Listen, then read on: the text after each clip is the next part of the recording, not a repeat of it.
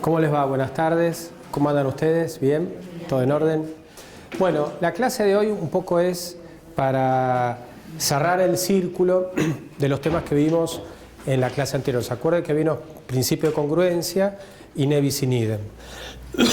Y la idea era presentarles hoy el recurso de casación y unas discusiones fundamentales que tiene este recurso, que justamente es la garantía que vimos en la clase anterior. Aparte, un montón de problemas particulares que hay con respecto a este recurso, que ya en los proyectos o en los códigos vigentes, sobre todo en la reforma de la 27063, el Código Procesal Penal de la ley 27063, y ahora con el Código Procesal Penal Federal, que si no me equivoco es 27482, el número de ley, por el que me equivoque, ya desaparece con esa denominación, ya no se lo llama más recurso de casación, sino recurso impugnación de la sentencia. O sea, un poco va a recoger toda la evolución que vamos a ver ahora a lo largo de esta clase, y vamos a tratar de discutir esos problemas.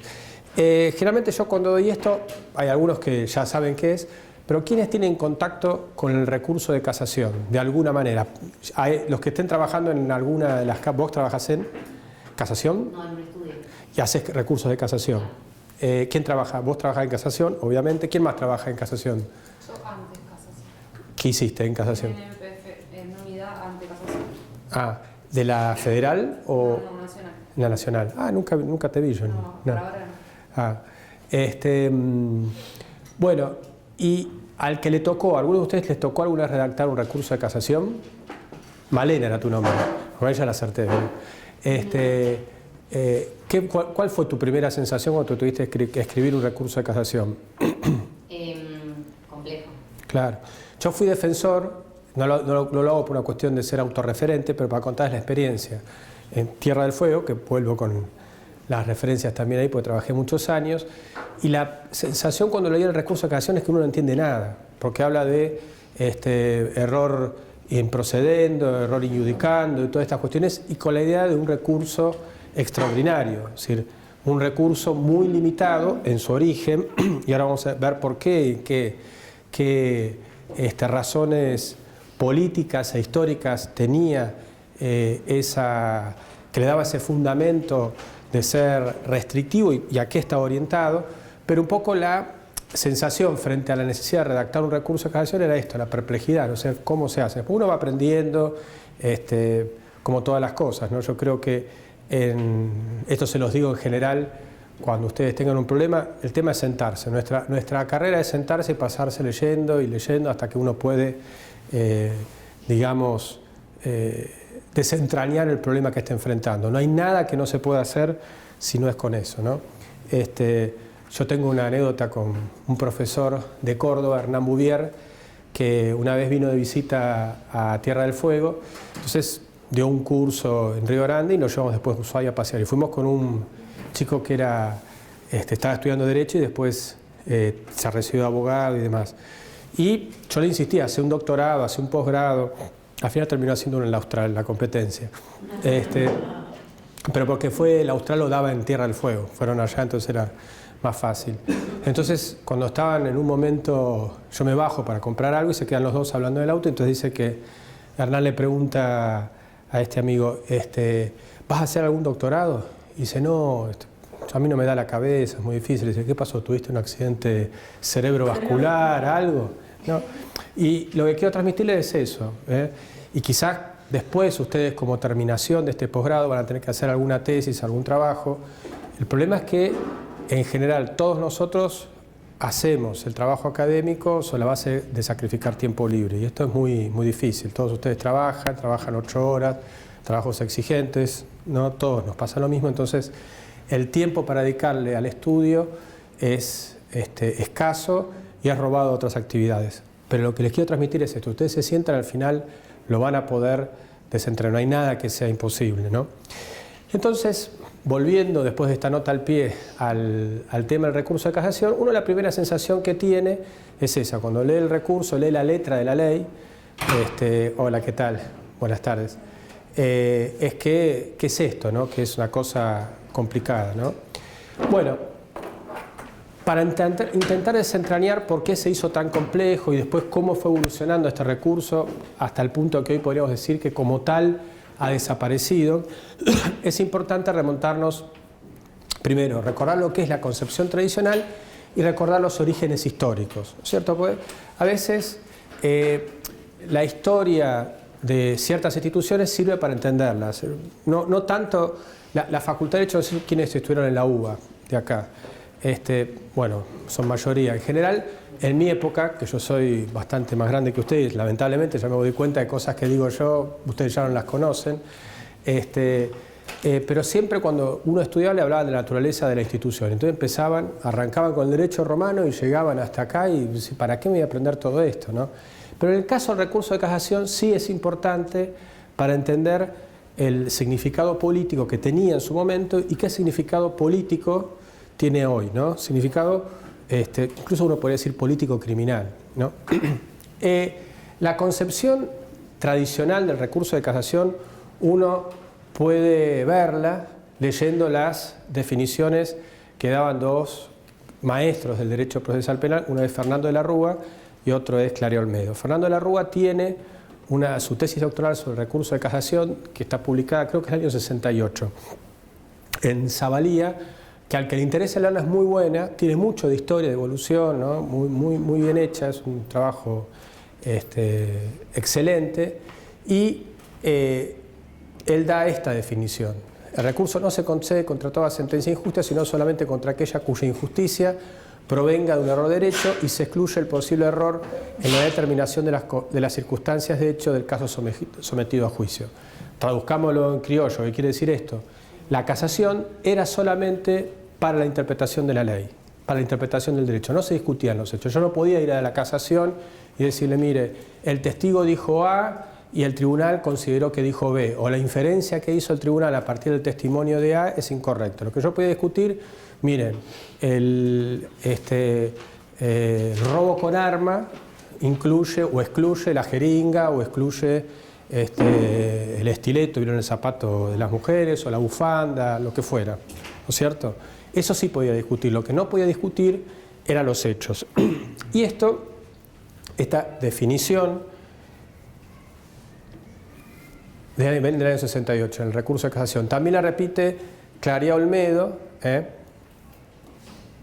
y ya tiene acá se advierte un motivo político, que es la uniformidad en la aplicación del derecho, ¿no?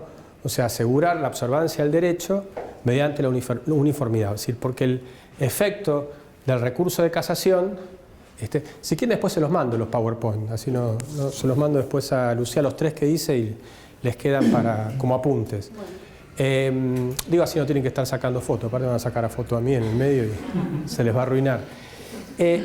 Acá también hay se ve la finalidad política, es decir, garantizar la uniformidad en la aplicación del derecho, porque el fallo de casación es obligatorio, es decir, es fija en la concepción tradicional, ya les digo, es obligatorio en el sentido que se impone sobre los otros jueces, ¿no? Pues está todo el tema de los fallos plenarios que también obligan a las salas del mismo tribunal, pero que en la práctica han caído en desuso. Justamente, como vamos a ver en el curso, esta es una opinión que arriesgo yo, ¿no? Es porque esa función que se llama nomofiláctica la perdió la casación, ya no es más esta la función de la casación. Esta es la concepción entonces tradicional. También es importante verlo por el momento en que escribe de la Rúa. La Rúa está escribiendo a fines de la década del 60. Para que ustedes se ubiquen en la historia, digamos, en el contexto histórico-procesal, para llamarlo de una manera, Argentina en ese momento tenía dos grandes modelos. El modelo de Córdoba, que es el Código Procesal Penal de 1939-40, ¿cierto?, que es un código es el código que introduce la oralidad, y el Código Barrio. ¿Se acuerdan que creo que algo hablamos en alguna clase del Código Barrio? Ahora vamos a hablar un poco más, pero el Código Barrio era un código que lo que responde, si uno acepta la división tradicional esta de inquisitivo acusatorio, claramente inquisitivo. Era un código escrito con prueba tasada, todo por actas, el juez de instrucción era el fiscal al mismo tiempo, la sentencia también era por escrito, no había audiencias orales, ¿no es cierto? No había audiencias públicas.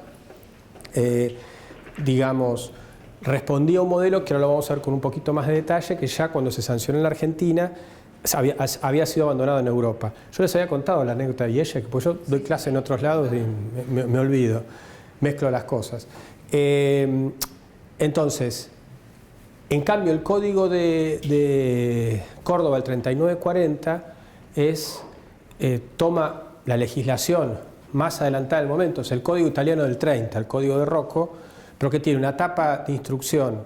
Es un código procesal mixto que se llama, ¿no? Una instrucción que conserva todavía los rasgos más bien inquisitivos, porque está a cargo de un juez de instrucción y demás, pero tiene una etapa oral. Y tenía el recurso de casación, que se introduce en la legislación argentina. Y es muy interesante ver el momento histórico que se hace ese código. Ese código se hace en 1940, cuando Argentina todavía tenía las 14 provincias y 10 territorios nacionales. Con lo cual, no era tanta la dispersión procesal como la que hay ahora.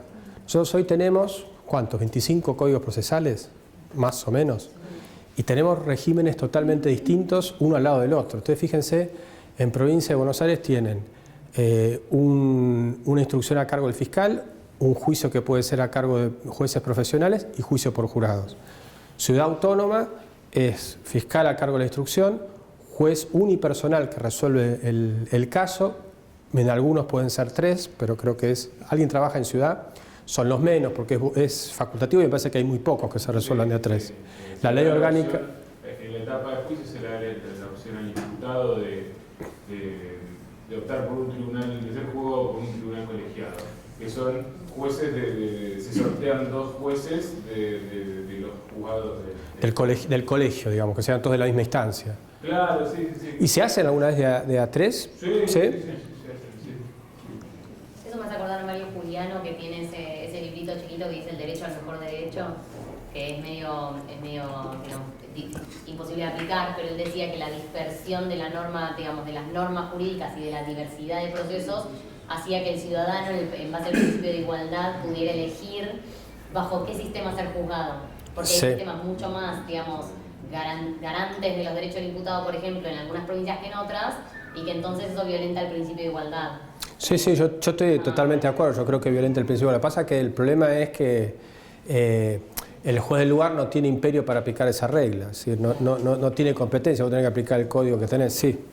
No, bueno, colaborando con lo que decía Malena. ¿Vos cómo te llamás así? Nicolás. En nación y ciudad la diferencia es mucho más burdo, eso, justamente esa diferencia. Mucho más marcada. Más marcada. Sí, mejor decirlo así. Porque en estos últimos años se viene dando, de hecho, en estos últimos 2 sobre todo, con mucha más fuerza el traspaso de competencias penales. Entonces, queda que por diferencias entre un delito y otro, que por ejemplo entre coacción y amenaza, ahora tenemos ambas, claro. Pero entre esa después alguna y otra, la diferencia era mínima por la cual recaía en uno u otro lugar. Sí. Que pasar a un código totalmente distinto, por suerte ahora se modificó el procesal penal de la nación, ¿no? Sí, pero nosotros seguimos aplicando el código Levene, que no tiene nada que ver con el de la nación. Ahora se traspasó mucho más, muchísimas figuras más, pero bueno, con muchos delitos había una diferencia mínima muy, era muy en cuanto a la interpretación del hecho también, que le daba que concluye la calificación y eso hacía. Sí, tiene algunas cosas raras el código de la ciudad autónoma, por ejemplo eso que dice hay una excepción o una posibilidad de sobreseer cuando es manifiestamente atípico el hecho, ¿no? Cosas raras. Claro, manifiestamente atípico. Eso es para que en realidad igual sí se termine diciendo. No, digamos, todo código es una obra humana y por lo tanto es perfectible, pero bueno, yo creo que el gran problema es la esquizofrenia esta que tenemos, que son tantos códigos y tan distintos, y además, ahora volvemos al tema de la casación, pero los códigos no son los códigos nada más, sino son los códigos más interpretación. Porque ahora lo que vamos a ver en la clase, que ustedes agarran ahora, pónganle que ustedes vienen de, qué sé yo, no digo de Marte, porque marciano sería mucho, vienen de Uruguay, que nunca vinieron y leen el código, a ver cómo es el recurso de casación o cómo es el Código Procesal Penal de la Nación. Hay artículos que están declarados inconstitucionales por la Corte en una sentencia y no se aplican más. Y el recurso de casación, como está delineado hoy en el ámbito de lo que todavía se llama justicia nacional, o lo que queda de la justicia nacional y la federal, es un código delineado por la Corte. Claramente es un recurso, que lo delineó la Corte con distintas sentencias, con los límites que tienen las sentencias. Pues las sentencias, como no resuelven, no son leyes, resuelven casos, después hay que interpretar qué pasa en los siguientes. Hay cosas que sí se pueden hacer, por ejemplo, cuando declara inconstitucional el límite del recurso, como vamos a ver ahora, para el imputado, pero después hay un montón de otras cuestiones que no quedan claras y necesitan una decisión del legislador. Vuelvo. Entonces, esta es la concepción tradicional, la que va a imperar mucho tiempo y que tiene su origen en este Código de Córdoba. Yo alguna vez les sugiero, cuando quieran estudiar procesal, lean el Código de Córdoba, que son autores Vélez, Mariconde y Soler, y realmente es una obra brillante. Los artículos, como están redactados, están copiados en el Código Levene de ahora. Es decir, seguimos aplicando un código que se pensó hace 1940 ahora, ¿cuántos son? 60, 80 años, casi 80 años, ¿no? Si no me falla la matemática. Es impresionante y eso demuestra, pues fue hecho un código que se lo encarga el que era entonces gobernador de Córdoba, Sabatini, a la universidad, y lo hicieron universitarios, ¿no? Un procesalista, un penalista, como era Soler, un tipo joven, más allá que uno puede tener ciertas discrepancias, yo personalmente con Soler en alguna actividad pública cuando fue procurador ante la Corte y demás, pero no se puede negar intelectualmente lo que significó y la importancia. De hecho seguimos citándolo todos a Soler, ¿no? Pero la obra de ese código es impresionante, tanto la fundamentación como la organización de la redacción de los distintos artículos y las soluciones que perduran hasta hoy, ¿no es cierto? Y entre otros los que ayudaron fue Núñez, que debería ser muy chico en esa época, los ayudaba también en algunas partes del código. Entonces, cuando tengan un rato libre, consíganse que ir a la Corte, en un lugar así, conseguirse el código, la edición oficial del 1940 y la leen. Van a quedar sorprendidos de cómo son las mismas soluciones que se siguen aplicando en mayor o menor medida todavía hasta ahora. Hay sí toda una tercera ola de reformas procesales que habla Ángela Ledesma, que ya son del INESIP, por ponerles algún rótulo que tienen que ver con el código de Mayer de 2000 en Chubut, que ya se alejan bastante de ese modelo cordobés. Pero la influencia que tuvo fue enorme y la razón yo creo que está en esto, que eran académicos que se dedicaron a la función legislativa. Bueno, esta es la concepción tradicional, esto les quedó claro, ¿no?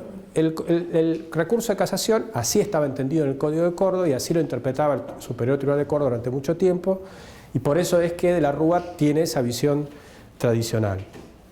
Bueno, el origen es la Revolución Francesa. Uno puede remontarse, como siempre, como les decía yo, al derecho romano, al derecho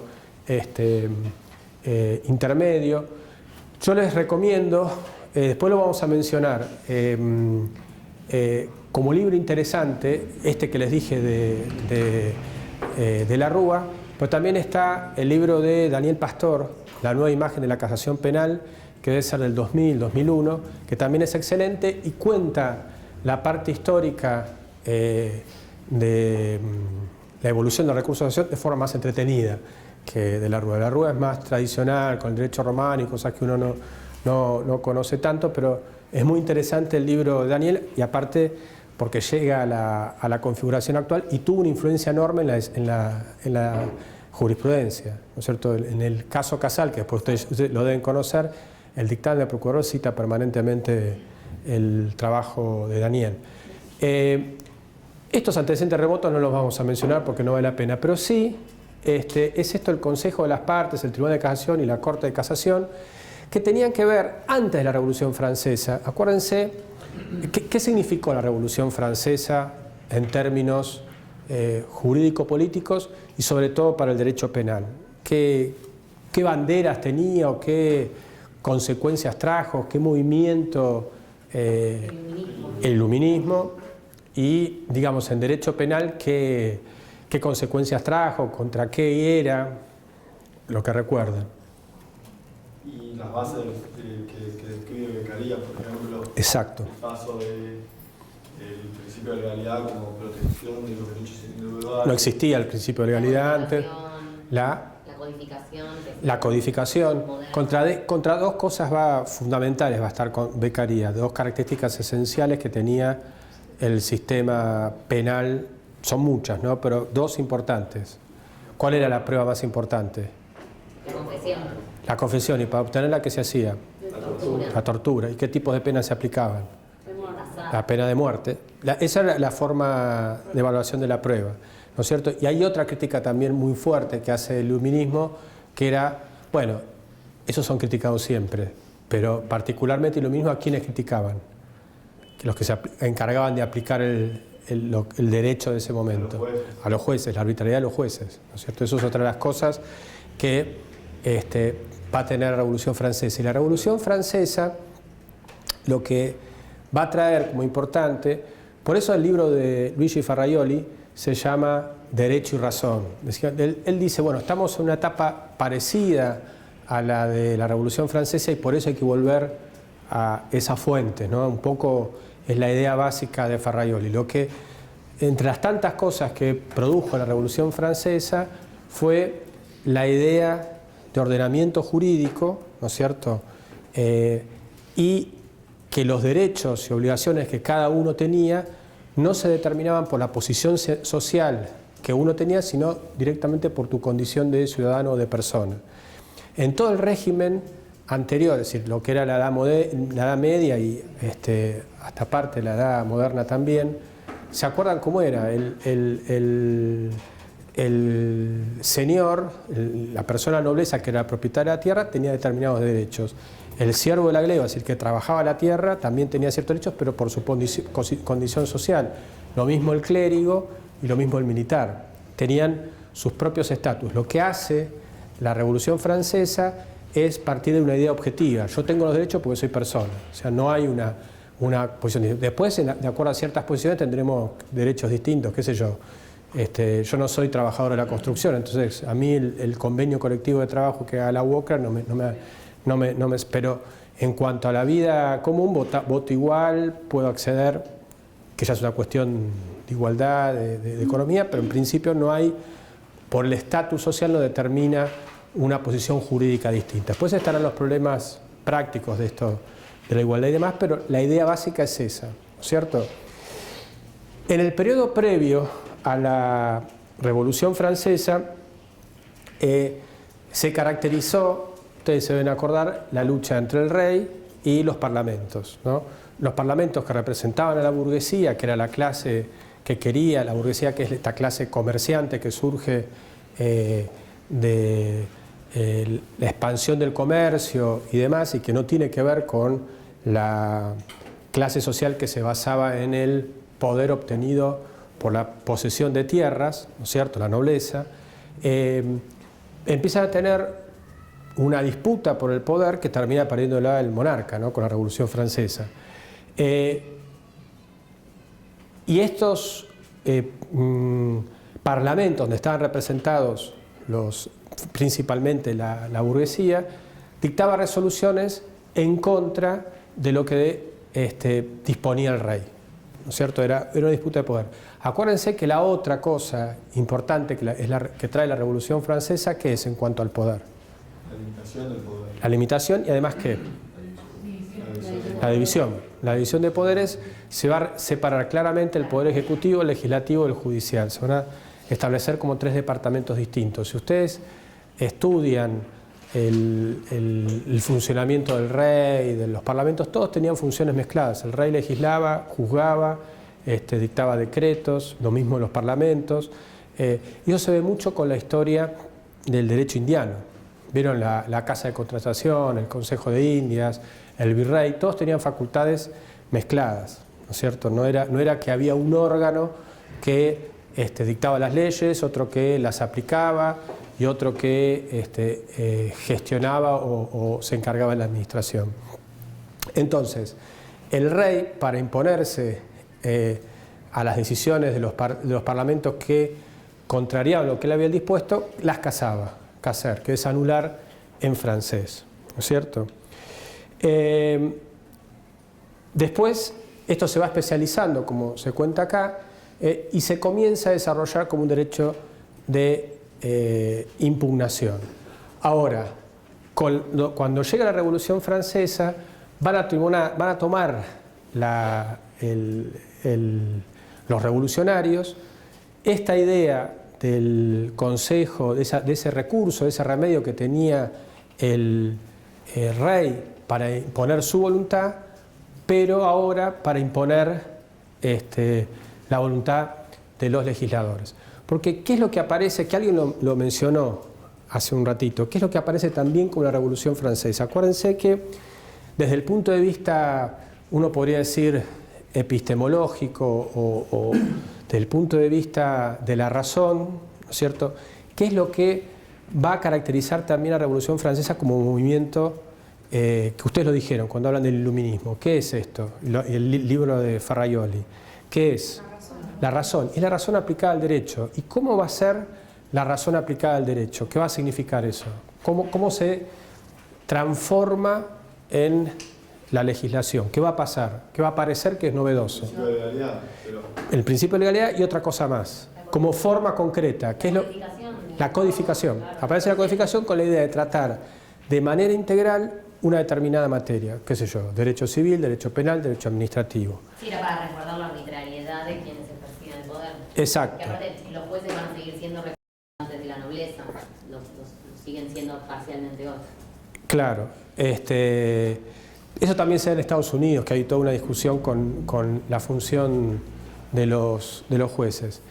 El tema es que con la Revolución Francesa, después cuando después se transforma en el Imperio Napoleónico, Napoleón empieza a expandir la revolución por toda Europa, ocupando otros países, va a tener también una obra legislativa, que son los códigos. Va a estar el Código Penal de Napoleón y también el Código Civil. Y la codificación se fue expandiendo por toda Europa. Y como consecuencia de esta idea de evitar la arbitrariedad de los jueces y de evitar la interpretación, nacen el Tribunal de Casación como una forma de imponer, digamos, la legislatura, ¿no es cierto?, el Parlamento, la Asamblea, su voluntad sobre la de los jueces. Esto ocurre, yo me traje acá un machete, en 1803, que se crea la Corte de Casación. ¿Qué les parece a ustedes, desde el punto de vista de la interpretación jurídica? ¿Qué idea o qué concepción trasunta esto de, digamos, haya un tribunal que establece que la interpretación correcta de la ley? ¿Qué significa eso? ¿De qué estamos partiendo? ¿Ustedes qué opinan? ¿Hay una interpretación de la ley? ¿Puede haber varias? Es que Beccaria partía de una premisa de que el juez efectivamente no interpretaba, sino que hablaba de ese silogismo perfecto entre los hechos y la ley, y que esa actividad era como una actividad casi matemática, y esa subsunción perfecta, y ahí tenía la resolución del caso. Justamente como freno también a lo que hablábamos antes de la arbitrariedad. ¿Y algo que le atribuyen a Montesquieu, que decía? Que le dice Montesquieu, ¿qué decía? Dicen que decía, pero que está mal citado, dicen. Los jueces son la boca de la ley. Exacto, los jueces son la boca de la ley, ¿no es cierto? ¿Qué quiere decir eso? Que el juez no hace ninguna actividad interpretativa, directamente aplica. De hecho, cuentan que cuando le comentaron a Napoleón que habían empezado a interpretar el código, dice, este es el final del código no puede ser interpretado, hay que aplicarlo directamente. Ahora Daniel Pastor sacó un libro que decía algo así con el tema de los jueces y la inteligencia artificial, como ahora las máquinas van a ser la boca de la ley, o sea, una computadora que uno le carga las las posibles soluciones y las saca, pasan a ser ellos la boca de la ley. Pero la pregunta ¿es posible, digamos, no interpretar la ley? ¿Hay una sola interpretación de la ley? ¿Puede haber varias? ¿Qué opinan? Puede haber varias, es una ciencia social.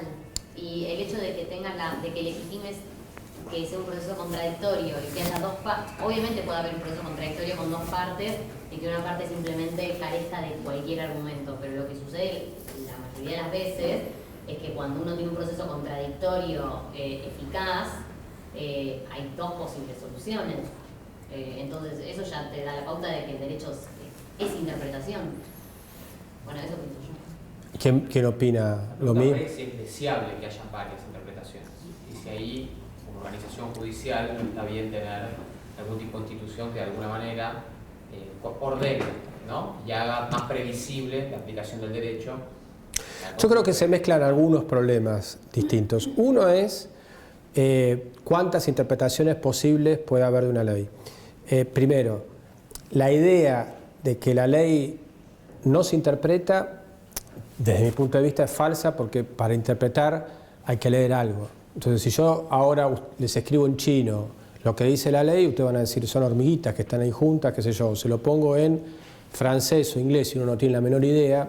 Es decir, tengo primero que entender lo que está diciendo. Ustedes tienen que entender que dice Tribunal de Casación, bueno, está escrito en francés, pero con el tiempo se le agregan funciones. Si ustedes no pueden leer eso, hay ya una interpretación ahí. Este tema tiene que ver, digamos, dicho así muy ampliamente, con las tres posiciones básicas que hay, para simplificar, en la teoría jurídica y la interpretación, ¿cierto? Que son la teoría formalista, la teoría intermedia y el realismo. Esto dicho muy groseramente, en el sentido que todo esto se puede afinar y se puede perfeccionar y decirlo con más detalle. Pero para lo que queremos explicar ahora es suficiente. Para el que le interese una excelente polémica que muestra las dos posiciones y que es muy enriquecedora para entenderla, es la que se planteó entre Soler y Genaro Carrió cuando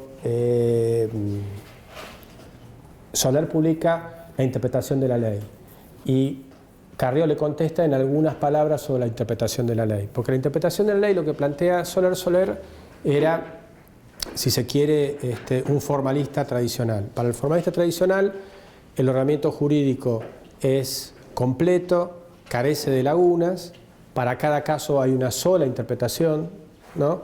Y la función del juez o del que interpreta es básicamente cognitiva. ¿Qué significa esto? La tiene que descubrir. Bueno, acá dice conocimiento de asuntos judiciales. Eso es lo que dice acá y ya está, la encuentra, ¿no?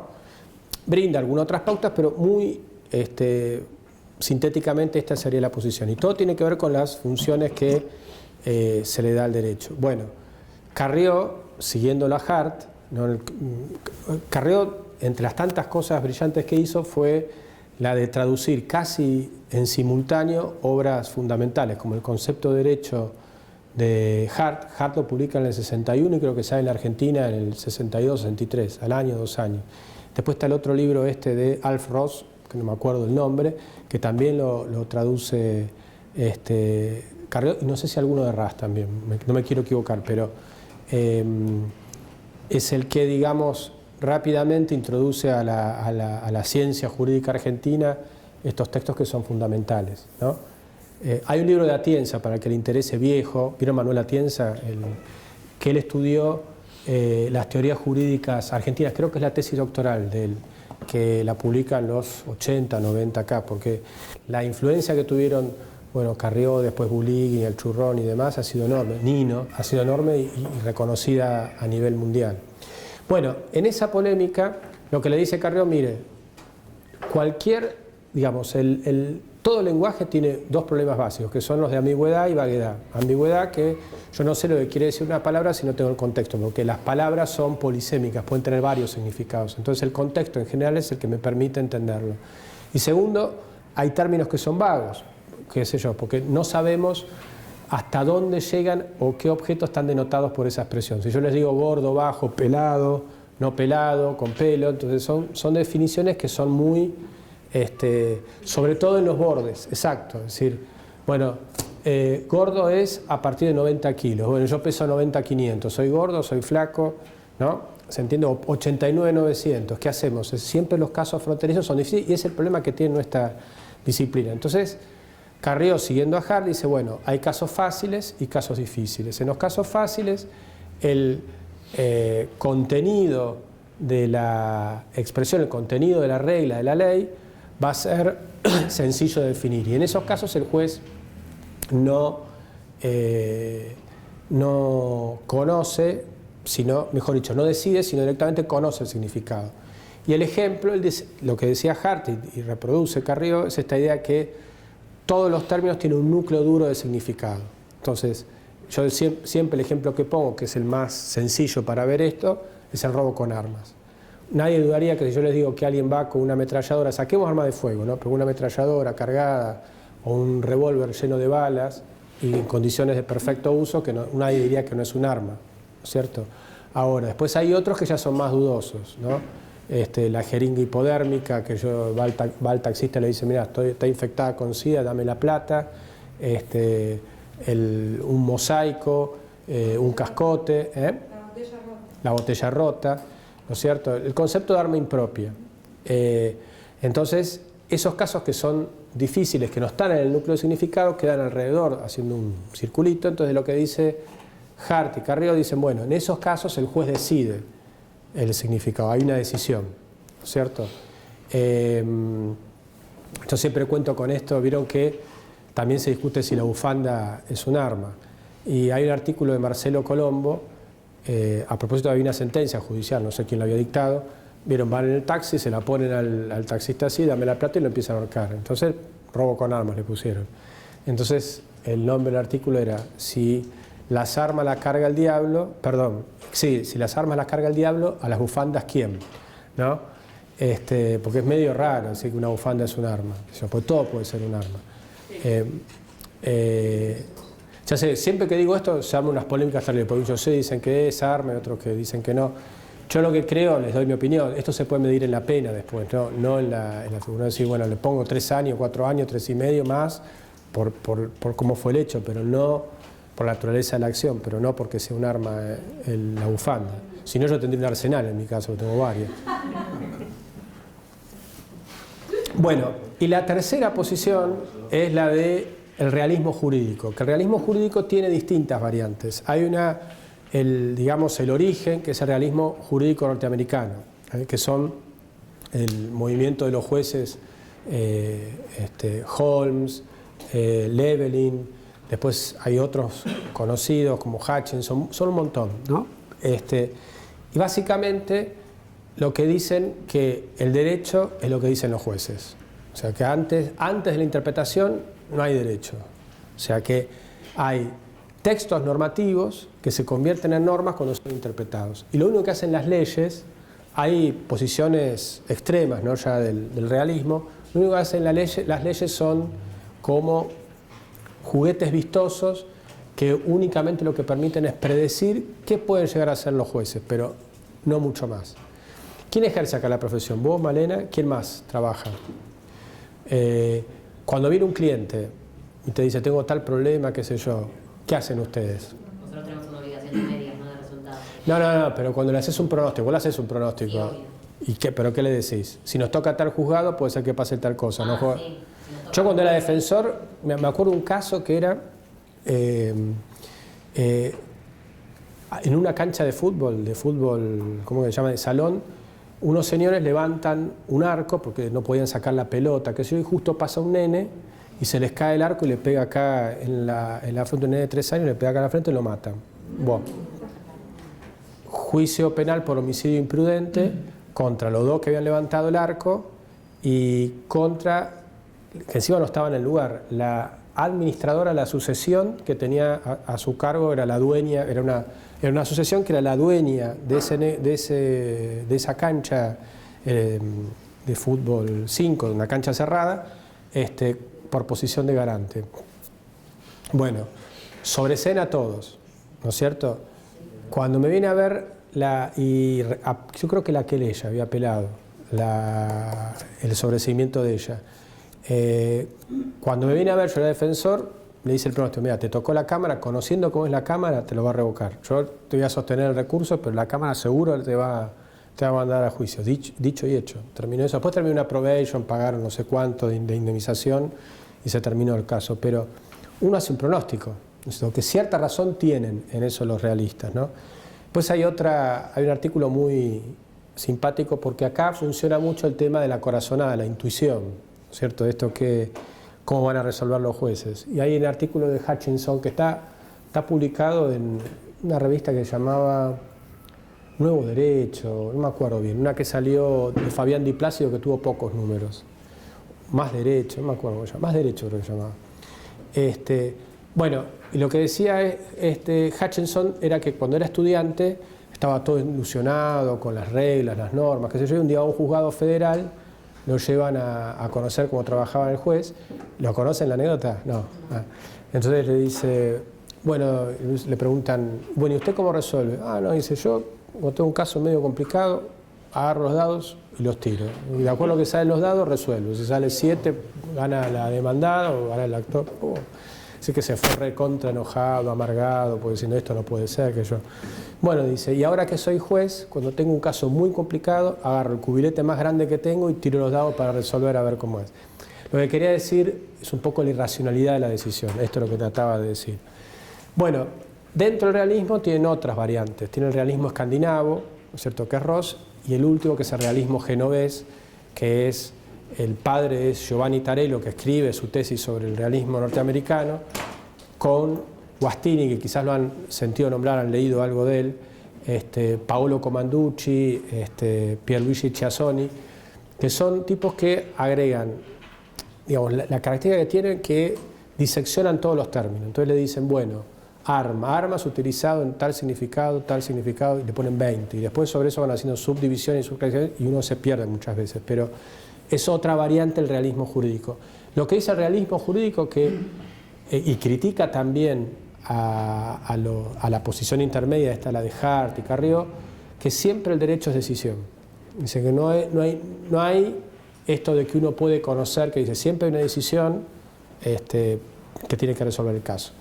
Lo cierto es que, perdónenme esta digresión, pero que es para que lo entiendan, la ideología de la casación era esta, la primera, es decir, hay una sola interpretación posible, ¿no es cierto? Los jueces no deciden, solamente conocen, y la función de la casación va a ser, digamos, uniformar la aplicación del derecho y, sobre todo, de alguna manera, disciplinar, para llamarlo de alguna forma, al juez, digamos, rebelde, no sé, o que se aparta de los criterios que le establece la casación. Esta es la función originaria. Después, en 1837, se le agrega la función de unificar la jurisprudencia. Ya los fallos comienzan a ser obligatorios. La casación dice, la bufanda es arma, no puede discutirlo. No puede discutirlo los otros jueces. Leo a ver si me queda alguna cosa como para entender. Se lo comprendía también como un apéndice del Poder Legislativo que tenía su función de vigilar al Poder Judicial. Lo cierto es que a partir de esta función de unificar la jurisprudencia también le van a asignar la función de gobernar al Poder Judicial. Entonces, la idea del recurso y los tribunales de casación, y con esa idea se va a expandir por toda Europa, es una organización vertical, ¿no es cierto?, de una organización judicial vertical, donde en la cabeza va a estar el Tribunal de Casación, ¿no?, que va a tener la función de gobernar a los jueces y además decirles cuál es el derecho, ¿no? Y este modelo es el que se va a expandir por toda Europa, ¿no es cierto?, la Europa continental. El movimiento inglés es otra cosa, el derecho anglosajón siguió otro camino, aunque también después con los recursos hay algún punto de contacto en algún momento, y va a ser un tribunal especializado en cuestiones jurídicas y los hechos se los deja afuera, también por una razón política, porque en general los hechos eran fijados por tribunales populares o jurados, en las distintas formas que va asumiendo en los países que lo adoptaron. Por ejemplo, Alemania va a adoptar el tribunal escabinado. Es un tribunal escabinado, o sea, una mezcla de jueces legos y jueces profesionales, ¿no? Antes de pasar a la recepción en la Argentina, uno podría decir que hasta mediados del siglo XX la evolución del recurso de casación se va a caracterizar por estas cuestiones que yo les marqué. Primero, otorgar preeminencia a la vigencia de la ley y a la uniformidad de su interpretación, es decir, que se interprete de forma uniforme por los jueces. No importa el problema individual o el interés individual, no importa que la sentencia haya sido injusta por una cuestión fáctica, interesa únicamente la cuestión, digamos, funcional, más que la función de garantía. Van a aparecer algunos problemas, ¿no es cierto?, que se van a agudizar en la segunda mitad del siglo XX, pero tiene que ver con algunas cuestiones que de a poco fueron poniendo en crisis esa concepción tradicional del recurso de casación. Algunas cuestiones son prácticas y otras van a ser jurídicas. ¿Cuál es una de las características de los recursos en cuanto a su interposición? Plazo y la forma. Plazo y la forma, ¿y qué más? Mantener. Pero antes de todo, El agravio. antes tiene que haber una resolución, tiene que haber una sentencia de plazo, legitimación, pero ¿qué tiene que haber antes que nada? ¿La voluntad de qué? De recurrir, porque yo me pueden aplicar perpetua y no puedo no recurrirla por lo que se me ocurra, porque estoy conforme, porque no quiero seguir más sometido al proceso y bueno, voy a la cárcel, estoy mejor, qué sé yo, la razón que fuera.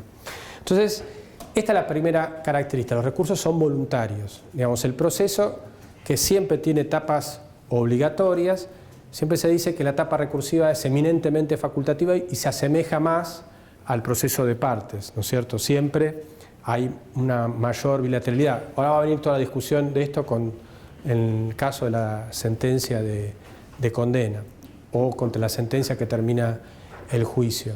Pero ¿qué puede pasar entonces si es facultativo?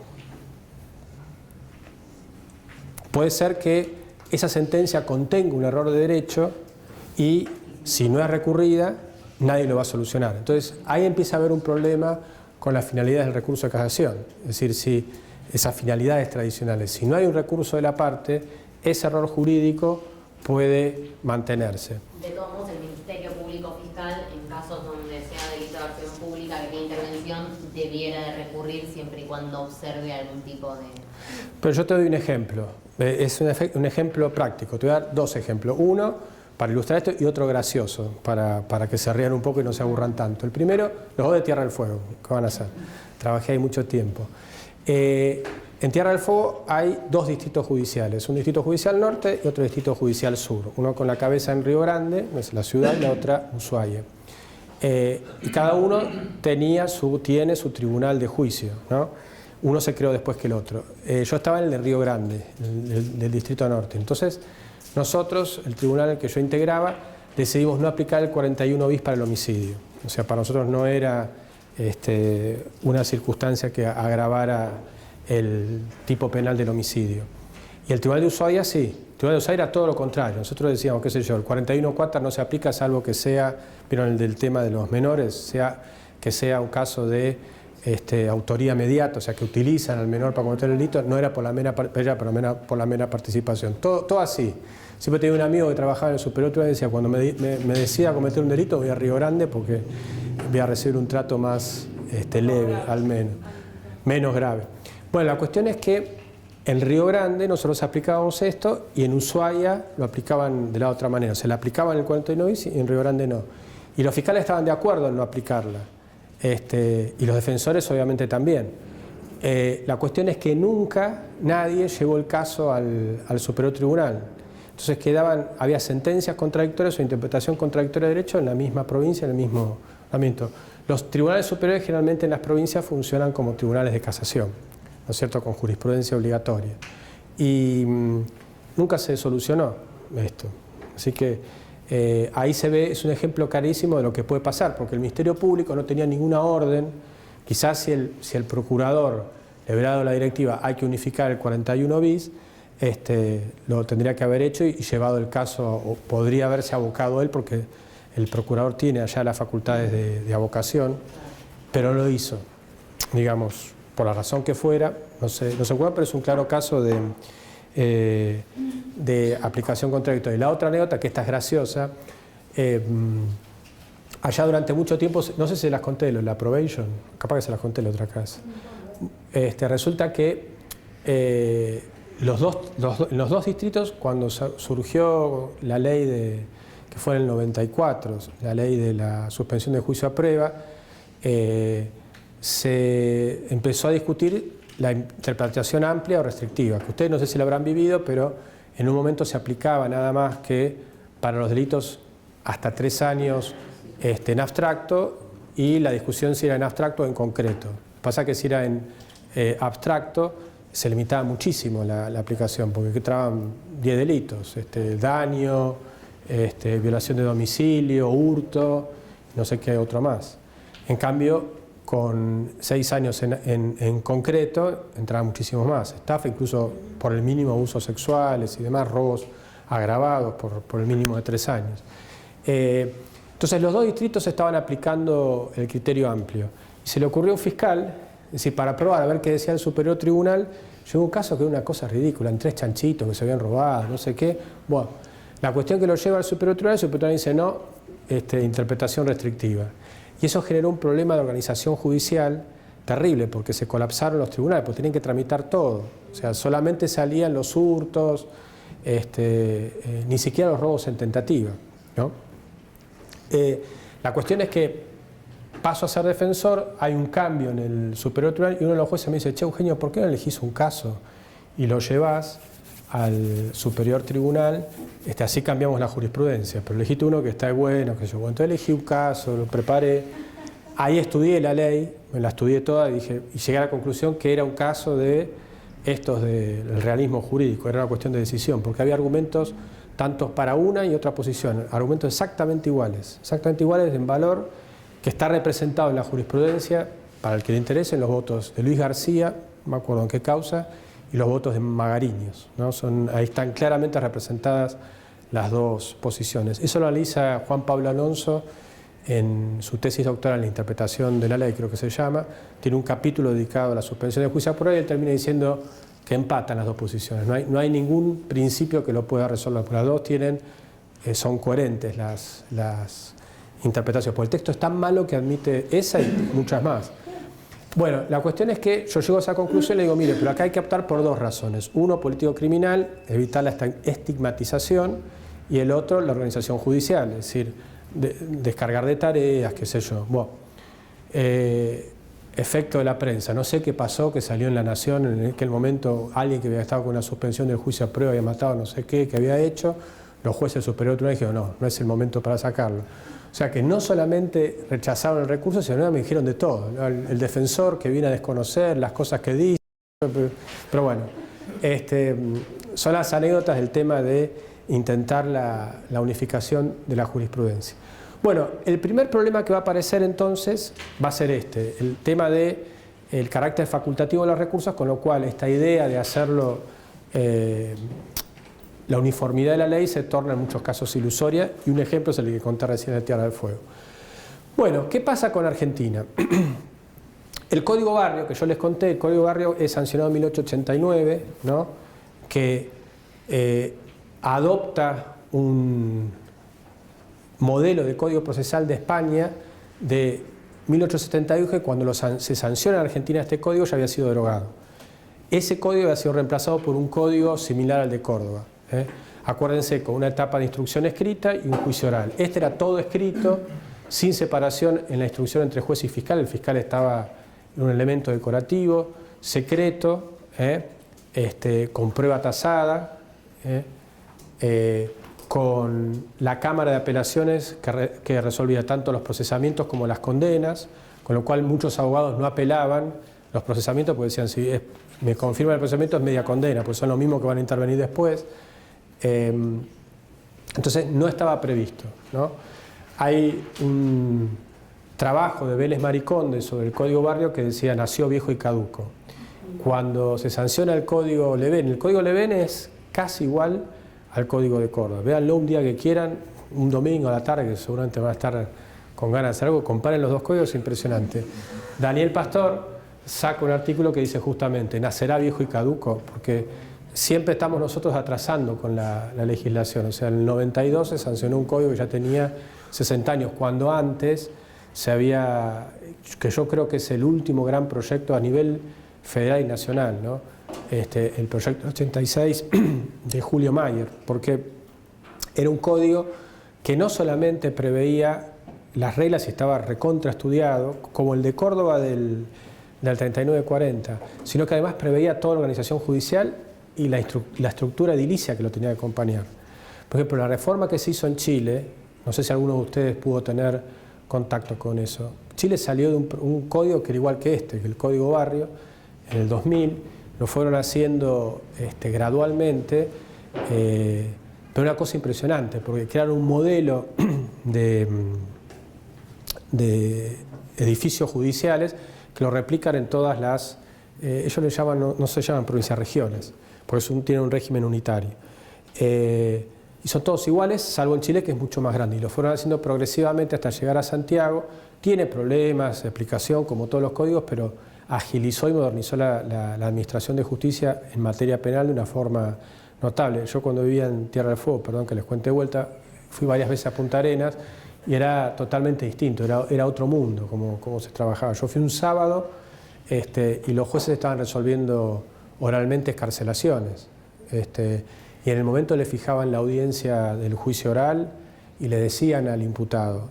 Aparte el fiscal le ofrecía, bueno, si acepta tal pena, tal cosa, o hacemos una suspensión de juicio a prueba, consultaba, decía, no acepta, bueno, listo, señora secretaria, no sé si le decía señora secretaria, pero había una asistente que estaba acá, ¿para cuándo tenemos fecha? Era abril, 6 de julio, listo, 6 de julio a las 10, señor Rodríguez no sé cuánto, preséntese el 6 de julio, no le vamos a avisar, nada, ya esto vale por notificación, usted no viene el 6 de julio, va a buscar con la policía y queda rebelde. Se ganó. Y así iban pasando 4 o 5 casos. El tipo laburaba de las 10 hasta las 3, 4 de la tarde y se iba un sábado. Estamos medio lejos nosotros de eso, ¿no? Pero bueno, el Código de Córdoba toma el modelo europeo de la casación, ¿no es cierto? Y acá viene el tema de la necesidad de establecer o no, es decir, cuál es el modelo, que esto lo trata después la Corte en el fallo Casal, cuál es el modelo de organización judicial que tiene nuestro país. Lo que dice, creo si no me equivoco es en el voto de Zaffaroni, que la Constitución nuestra había adoptado un sistema de juicio por jurados que lleva como consecuencia una organización horizontal, ¿no? Cuando se introduce el recurso de casación, tiene como idea, como fundamento, una organización jerárquica del tribunal. Entonces ahí ya dice, hay un problema en cuanto a el diseño constitucional, el diseño provincial. Esto de alguna manera en la Constitución de 1949 se intentó solucionar. Vieron que la Constitución de 49, la Constitución del primer gobierno peronista, quedó un poco en la historia como la Constitución maldita, porque siempre se la minimiza diciendo, bueno, lo único que se quiso hacer fue la reelección de Perón. Pero tenía cosas interesantes para analizar. Por ejemplo, eliminó el juicio por jurados, ¿no? Que sin embargo, medio paradójicamente, en el año 53, el que era el ministro de Justicia del segundo gobierno de Perón, presenta un proyecto de ley para establecer el juicio por jurados. Y él planteaba que no estuviera en la Constitución no significaba que no se podía establecer. Pero lo importante, y esto me quería referir, durante los debates constituyentes se presentaron varios proyectos y lo que se discutió si se le iba a dar al Congreso de la Nación la facultad de dictar los códigos procesales principalmente el penal. Porque les remarco esta paradoja, estamos hablando del 49, yo les decía que en el 40 está el Código de Córdoba y no había tantos códigos, porque en la mayoría del país se aplicaba el Código Barrio porque era para los territorios federales, para la capital federal, o sea que la diversidad, la dispersión legislativa no era tan aguda, pero ya se advertía esto, entonces algunos propusieron darle al Congreso la facultad de dictar también los códigos procesales, pero la fórmula que se encontró fue darle a la Corte el recurso de casación para que uniformara la aplicación del derecho común. Vieron que por la ley 48 la Corte ¿en qué materias interviene? O mejor dicho, ¿qué está excluido de la interpretación de la Corte según la Constitución y la ley 48? ¿Qué? No, excluido. El derecho común. No interpreta el derecho común. La Corte no tiene que decir si el 14, salvo que haya una cuestión federal, pero por principio no tiene que definir si el robo con armas entra el cuchillo de 3 hojas o lo que sea, o el pico de botella. No, eso no es una función de la Corte. Sin embargo, la Corte ¿con qué empezó a entrar en eso? ¿Mediante qué? Por arbitrariedad. En la mayoría de los casos, cuando ha interpretado incluso medición de la pena y demás, entra por arbitrariedad. Bueno, lo que puso la Constitución del 49 fue la interpretación por parte de la Corte obligatoria de los códigos de fondo y la constitucional. Entonces era obligatoria para todos los tribunales. Lo que pasa es que lo sujetaba a la ley que lo reglamentaba. La ley nunca se dictó y las sentencias de la Corte de ese periodo no aceptaban la jurisprudencia, o sea, ejercer el papel de casación sin una ley. Sí en materia constitucional. O sea, decía que lo que interpretaba constitucionalmente era obligatorio, pero no lo aplicó con respecto al derecho común. Nunca asumió esa facultad. Luego, cuando se derogó en el 56 la Constitución del 49, esto nunca más se volvió a discutir como posibilidad. En esta evolución legislativa, este Código de Córdoba comienza a expandirse por todas las provincias, ¿cierto? Las distintas provincias lo van adoptando. Y las que quedan con el Código viejo, al final va a ser Santa Fe. Nación adopta en el 92 un modelo muy similar, porque este Código de Córdoba lo adopta Levene. Levene era un jurista peronista que después tuvo varios cargos como juez en la época del peronismo y después llegó a la Corte en la época de Menem. Levene hijo, Levene padre es el historiador. Cuando asume el gobierno de Menem, después que termina el de Alfonsín, desechan el proyecto Mayer, que se había trabajado muchísimo, y que era, ya les digo, un código que traía todo. Incluso uno de los pilares en la ley de organización judicial preveía un mecanismo de cantidad de jueces por cantidad de habitantes, estableció una proporción. ¿Cómo? Lo toma de ahí y lo adapta, y tiene mucha influencia alemana. Es un código que tiene muy parecido a la ordenanza procesal penal alemana, que tiene que ver también con la historia de Mayer. Mayer, su tesis doctoral es la ordenanza procesal penal alemana, que toma el texto de la Constitución alemana y la va comparando con los códigos argentinos, ¿no? Con el Código de Córdoba y otros más, no con el Obarrio. Él dice, el Código Barrio ni vale la pena ponerse a estudiarlo, porque estaba tan atrasado, digamos, políticamente, digamos, como concepción procesal, que ni valía la pena. Sí. Nicolás era tu nombre. Nicolás, sí. Dos cosas, sí. Me acordé justo que también con el Levene también nació atrasado, digamos, igual que pero, bueno, no sé si lo había dicho o no, pero también el proyecto de Mayer puede ser que también los jueces de la misma categoría revisaban fallos o sea, no sé si lo había... Sí, el colegio de jueces, después lo acentúa más Mayer en el Código del 2000, el Código Procesal Penal de Chubut, que se sanciona pero nunca entra en vigencia, y en el proyecto modelo, él plantea del colegio de jueces. incluso esos colegios de jueces se autoadministraban, tenían un presupuesto y designaban una comisión y un presidente, era una concepción revolucionaria del Poder Judicial, pero rompía con la idea de las jerarquías. Es la idea del colegio de jueces que trabajan, digamos, van incluso rotando en la competencia, digamos, desaparecen las competencias rígidas. Por ejemplo, la Casación Nacional no tiene un sistema de rotación. Teníamos, y pasa que fracasó, salió mal. Salió mal porque rotábamos demasiado y tenés que tener más jueces y un diseño distinto. No, se mantienen 3 salas. Lo que pasa es que lo que mantiene la Cámara nuestra todavía es la sala de admisibilidad y una mesa de entrada únicas. Es muy criticada en nuestra sala por el tema del inadmisible, que nosotros tiene muchos fallos y se nos rebate. Entonces, lo que pasa es que hay, digamos, la ventaja que tiene esa sala es que lo que no va a pasar, te lo dicen en 3 días, lo podemos decir rápido. Pasa que el caso que pasa, después tiene mucho tiempo es que no hay tiempo. Ahora vamos a hablar del tema de organización judicial, porque yo creo que este es el gran problema. Los son divertidos, también, que está bien, por lo menos. Sí. Mucho más divertido que el de la No, yo no puedo opinar.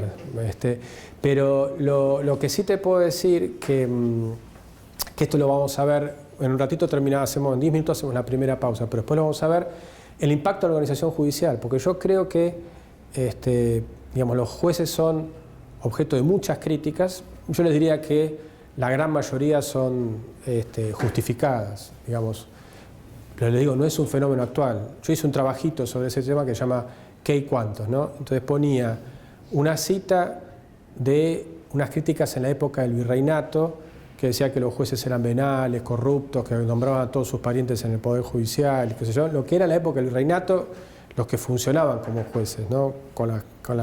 Tienen un nombre distinto, oidores, no sé cómo se llaman. Bueno, después en la época de la Revolución Libertadora, en el año 56, le manda el ministro de Justicia a la Corte un oficio diciéndole apúrense con las causas que están muy atrasados. ¿Qué le contesta a la Corte? Nos faltan lápices, nos faltan elementos de escritorio, necesitamos más jueces, y la discusión de siempre. Lo que yo creo, por eso les digo que el proyecto Maya se ocupa, no hay ningún estudio serio que diga, más allá de todos los vicios que tienen los jueces, yo no voy a defender ninguno, de la organización feudal, de la organización celular, de las peleas y las internas, la delegación y demás. Pero llega un momento en que el trabajo es tanto que hay que pensar en organizaciones judiciales más flexibles. O sea, tiene que haber muchos más jueces. Esta es una idea mía, y hay que pensar, no sé, a idea de casación tiene que haber 40, tiene que haber 50, tiene que haber 100. En lugar de nombrarle al juez 15 empleados. Porque ¿qué pasa? Y son los 15 que terminan leyendo los casos. Y los que son los que terminan resolviendo. Es esta realidad. Porque no hay tiempo material. O sea, ¿cuántos casos resuelve la Corte Suprema por año? ¿Saben el número? Creo que 40.000, una cosa así. Está bien, porque pongan 280. ¿Cómo haces para leer 40.000 expedientes? No hay tiempo. No hay tiempo. Es decir, no hay tiempo material. Entonces, creo que pensar, otros países tienen esas otras estructuras más flexibles. Pasa que eso requeriría una reforma constitucional, y aparte nosotros lamentablemente tenemos la habilidad de que cualquier buena idea la destruimos en la práctica. Le encontramos la manera para, qué sé yo, el Consejo de la Magistratura, que produjo algunas cosas buenas, produjo también otras cosas muy malas, ¿no es cierto? Entonces, así nos manejamos nosotros, ¿no? Tenemos esa habilidad para me parece, capaz que es muy exagerado lo que digo, pero es una sensación personal. A propósito de lo que decías, los juegos están creados para estructuras de sistema adquisitivo, y la tendencia de los últimos años fue a hacerlo acusatorio, con lo cual por eso se requieren más jueces o más funcionarios, incluso más prosecretarios o sí, agentes que puedan dar fe en acta de... No, pero fíjate, perdóname lo que pasa. Yo te digo una cuestión práctica que yo la veo ahora. ¿Quién trabaja en el Ministerio Público Fiscal o de la Defensa? Bueno, ustedes vieron que se nombran fiscales auxiliares y actúan en audiencia, van a juicios, lo mismo los defensores ad hoc. Bueno, ese fiscal auxiliar, ese defensor ad hoc presenta un recurso de casación, y vos no pones un juez ad hoc para que resuelva esos casos. Entonces, tenés más funcionarios o magistrados, como le dicen porque todos tenemos que llamarnos magistrados, si no perdemos ¿no? Exacto. Todos son magistrados y todos pueden presentar, pero no tenés más jueces. Por ejemplo, la ley de flagrancia no se hizo con no estuvo acompañada de ninguna cuestión de infraestructura ni de. Entonces, ¿cómo haces? Si hay que pensar las reformas, los impactos que tienen en la organización judicial y hay que pensar un modelo de juez distinto. Yo no sé si lo veremos nosotros, pero, por ejemplo, Daniel Pastor plantea terminar con la inamovilidad de los jueces y que los jueces sean por periodos. A mí me parecería bárbaro. Yo creo que hay ciertos cargos, no sé si lo harían todos los cargos de los jueces, pero en ciertos cargos estén 15 años, 20 si querés, pero 15 ya es un montón, los cargos más altos. ¿Y por qué? Y porque hay una razón también ahí con el tema de cambiar las ideas, ¿no es cierto? El tiempo que vive uno. Lentamente uno se va poniendo viejo y ya deja de percibir ciertas cosas. El mundo empieza a ser totalmente distinto a lo una pavada, y esto hago una nota al pie y después seguimos con esto. Pero fíjense esto lo que pasa hoy con el movimiento feminista o la aparición de la víctima en el proceso penal. Hace 20 o 30 años era impensado, era impensado. Es decir, y eso va cambiando y hay que tener una sensibilidad y una adaptación a los tiempos que uno lo va aprendiendo a conocer, uno va poniendo viejo, ¿qué va a hacer? Yo me doy cuenta ya que hay ciertas cosas que uno trae y cuesta cambiarlas, pero bueno. Yo creo que esa es la gran deuda, pero pensarlo en serio, y bueno, ¿cómo hacemos? En Alemania los profesores universitarios es un cargo público, ser profesor es un funcionario público. Automáticamente son jueces. Entonces, no trabajan de jueces 8 horas por día, sino son jueces por tiempo. Entonces van 3 horas a la semana, o 4, le dan 2 casos, los resuelven y terminan. Y le pagan una parte proporcional de el sueldo de un juez. Si ustedes ven, por ejemplo, miren alguna vez, Kai Ambos es juez del Tribunal Superior de donde está Göttingen, el estado de Göttingen, me olvidé cuál es, pero son muchísimos. Nauke, que era profesor en Frankfurt, también era juez y se encargaba de casos de ejecución. Entonces iban, le daban su trabajo, pero bueno, para nosotros es medio impensado hacer esto, qué sé yo. Hacemos 15 minutitos, 20 de pausa y atacamos la última parte.